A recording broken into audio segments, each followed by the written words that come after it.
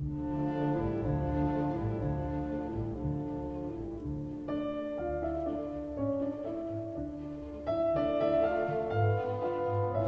so excited about your program with the Rachmaninov Third Piano Concerto and the Ives Fourth Symphony. You love Ives Fourth. I know you do. And I love Rachmaninoff 3.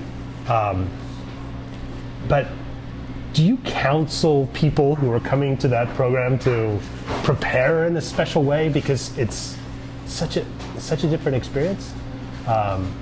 Well, actually, in that particular instance, we're actually going to be preparing them a little bit as well, because before we're going to be playing the Ives Fourth, I want to make sure that I take a few minutes to do a little presentation about it.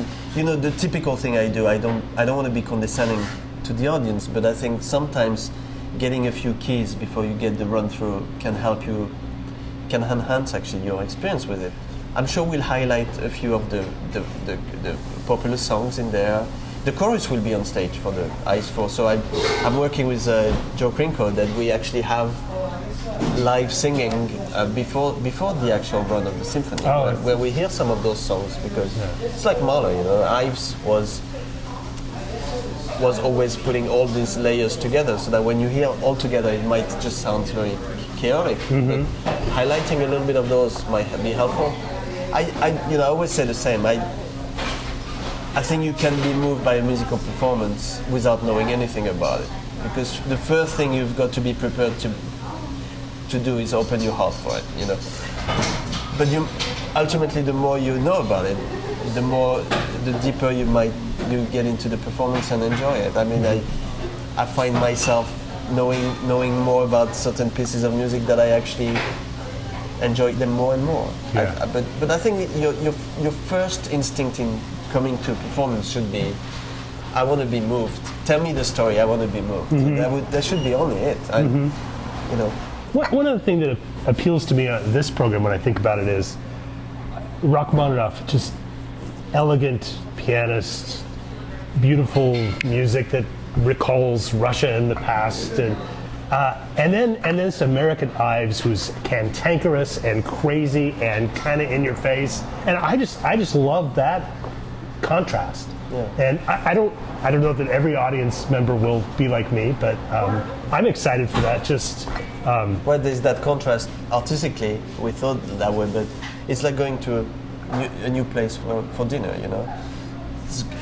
It's great that you give yourself a chance to taste something different, but it's kind of nice to get to the desert and just enjoy something you're familiar with. So there's also that combination constantly. When we talk about programming, that's something that is in my mind constantly. I want the curiosity part of it, but I want the comfort zone as well, and for the audience and for us. So Ives is so interesting in that he started working on this piece as early as 1909, and it was not premiered in its full version. I think a movement was played in the 20s, but not until the full version until the 1960s. Well, but, I mean, think of Mahler.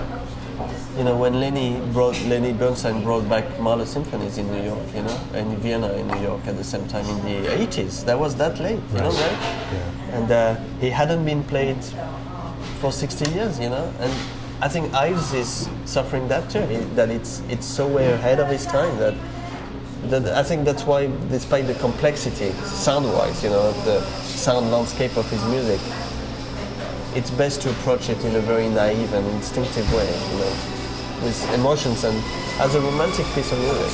Yeah.